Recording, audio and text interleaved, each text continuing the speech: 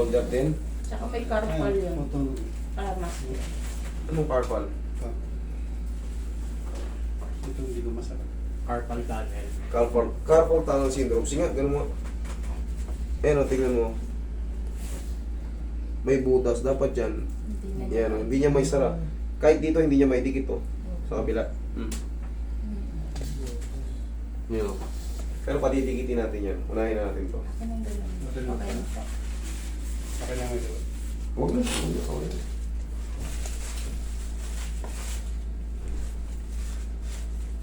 Ikaw kasi ako.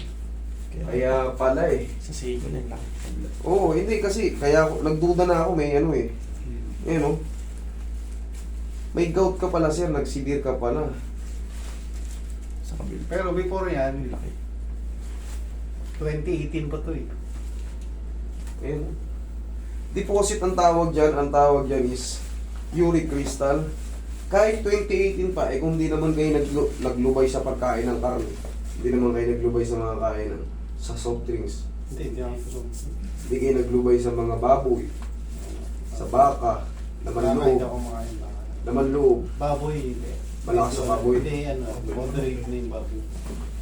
Pero makain pa rin. Baka Tuna. hindi na. Hindi na masyado. ano yung madalas yung ulam? Ano, chicken. Chicken na Gulay. lang. Chicken, baboy, gulay, Gulay. gano'n. Yung pangkaraniwan na ano, kinakain ng tao. Yung baboy kasi medyo malakas ang uric niyan. Oh. Kasi ito, tandaan nyo, once na nagkaroon na kayo ng deposit, ibig sabihin, malagkit na yung, ano, yung hindi na amino acid yung dumadaloy, Uric na. uric acid na kasi dapat yan talaga sa joint natin. Amino acid ang tawag dyan, yung pampadula sa mga joint. Para flex tayo. Ngayon, saan ba galing yun? Yung amino acid, saan ba galing yun? Sa liver. Ah. Sa liver. Pag ano yung nag-process na tayo ng food, high protein, liver nagpo-process. Ngayon, sumasablay na yung liver mo. Kaya ganyan ang kinikreate niya. Imbis na amino acid, uric acid. Ibig sabihin, maaaring nagka-fatty liver kayo. Ganun. Tapos, syempre, hindi kayo nakakapagpapawis. Normal lang. Trabaho nito, kain. Wala na yung normal na ehersisyo. Wala na yung papawis. Yun ang lakas ng uric acid natin. Tapos, syempre, kakain tayo ng high protein, mga laman loob, red meat, tuna. Yan ang mataas ang ano. Ayan o, mga deposit o. Ito pa o. Ito yung nagka-shingles ako nito. Sa nerve. Pero mamaya mapapadikit natin yan. Kunti pa lang naman yung deposit eh, yan o.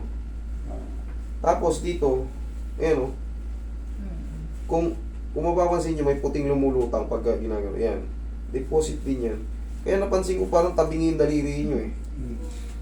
May mga... Ibig sabihin yan, may maliliit na... Ayan o. Yan, parang palabas pa yan o. Yan puti na yan. Hindi pa lang tutuloy pero meron na yan sa loob. Sa lahat kasi ng joint, dyan dumadalo yung ano. Dyan nag-i-standby yung ano, mga uric or mga amino acid noon na hindi pa na sumasablay. Tapos sobrang aalat na pagkain. Kailangan talaga magbawas ka ng ano yan. Yung timpla ng ano. Alam. Kung madalas ka sa adobo, kailangan kahit pa paano tubig-tubigan mo na yung adobo mo. Yung mga adobong tuyo. Ngayon sa baon na. Ngayon kahit pa paano. Kasi hindi talaga pwedeng sobrang alat sa mataas ang uric.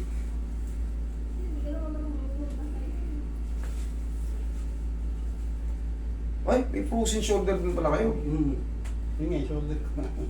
Frozen ba? Frozen Hindi po. ko na yung ano eh. Ayan o. Oh, Shoulder. tignan mo yung katawan niya. Oh, Masama. umasama. Pag tinaas ko to, Wala. oh. Ayan o. Oh, Pinaano ko kahit rin hawakan yan, ko to sir. eh. Oh, Pinarehab ko rin. Hindi rin nadali. hindi rin nadali.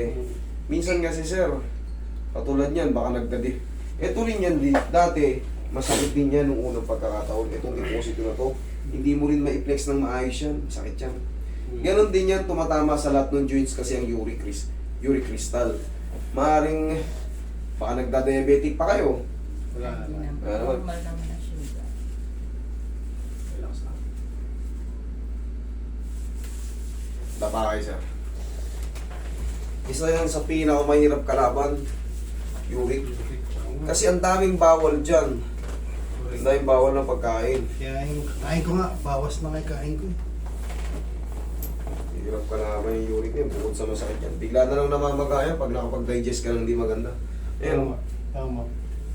Pati na po ano. tingnan mo yung paa ni sir. Namamanas. Hmm. Oh.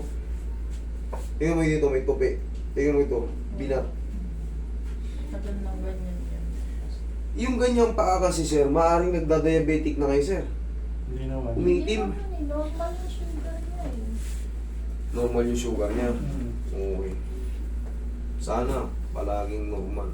Ang mataas lang sa akin, uric. Uric lang talaga. Ano yung range ng uric nyo? Mataas. 700. 700, 350 lang kasi yan eh. Oo. Di ba na doble? Doble. Ibig sabihin, nasa ano kayo? Kung ang range niya 7 plus 7, di 14 kayo. Kung 14 kayo. Hmm. Kasi minsan nagbabago yung range niyan eh. 6 minsan lang, 6, 7, 8 pang... Pero hindi pangkaraniwan yung 8. Kadalasan talaga 7. Yung pinaka-boundaryhan. 7.1 yan. Taas na yan. Roy, alam mo na yung massage dito kay sir.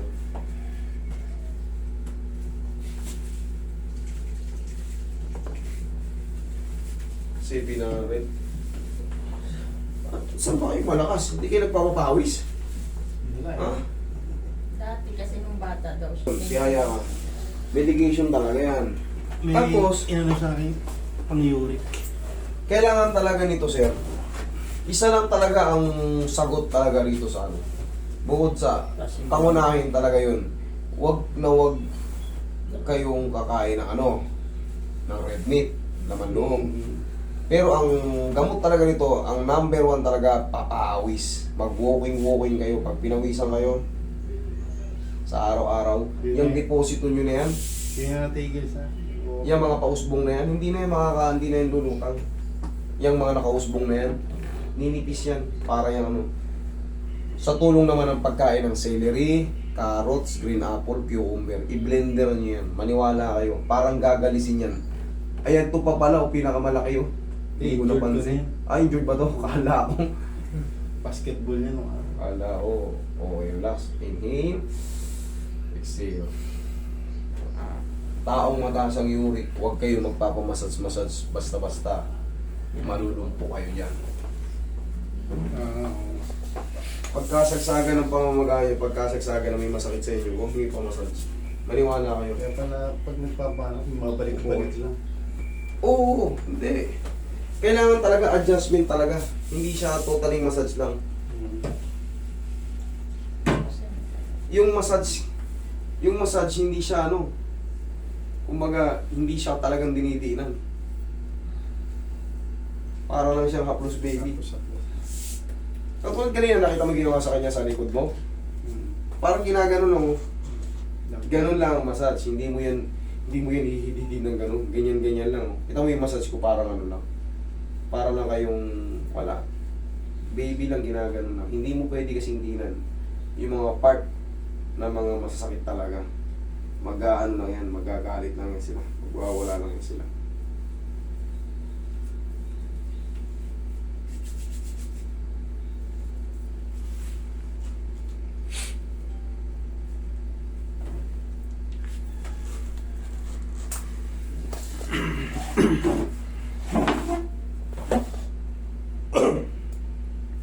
Kanina sumusunod yung katawan niya eh.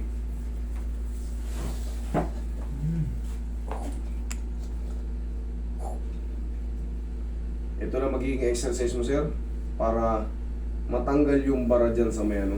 Kailangan kasi dumudulas lang yung head humerus natin.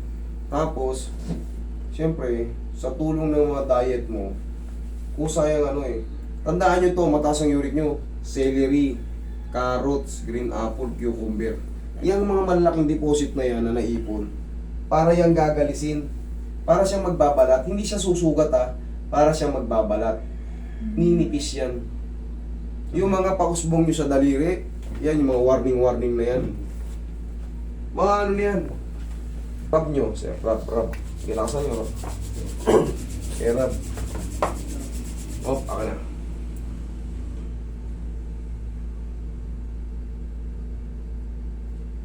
Okay, rub ulit.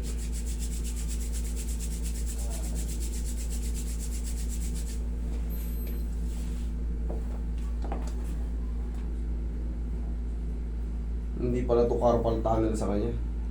Tumataas na yung mga deposit ng uric crystal niya. Kaya humaharang sa joint. Ang carpal tunnel kasi, kahit wala kang uric, may